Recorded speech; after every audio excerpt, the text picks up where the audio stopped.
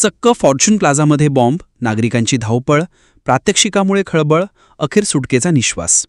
सांगली रोडवरील नेहमी वर्दळीचा असलेला फॉर्च्यून प्लाझा मंगळवारी सकाळी अचानक एक अनपेक्षित गोंधळाचा साक्षीदार ठरला.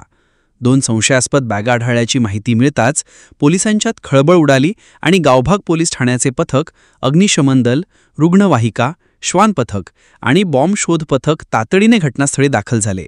या घटनेमुळे परिसरातील नागरिकांमध्ये भीतीचे वातावरण निर्माण झाले.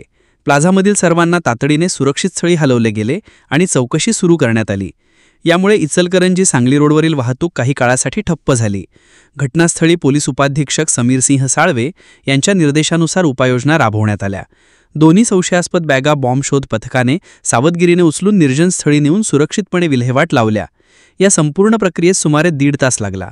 अखेर अप्पर पोलीस अधीक्षक अण्णासाहेब जाधव आणि उपाधीक्षक साळवे यांनी ही संपूर्ण घटना बॉम्बप्रसंगी कोणती दक्षता घ्यावी याचे प्रात्यक्षिक होते असे स्पष्ट करताच उपस्थितांनी सुटकेचा निश्वास सोडला. तथापि शहरात बॉम्ब आढळला अशी चर्चा दिवसभर गांभीर्याने चर्चिली जात राहिली. या प्रात्यक्षिकामुळे सुरक्षा यंत्रणांचे कौतुक होत आहे. मात्र अधिकृत माहिती मिळेपर्यंत अफवांपासून सावध राहण्याचे आवाहन पोलिसांनी केले आहे.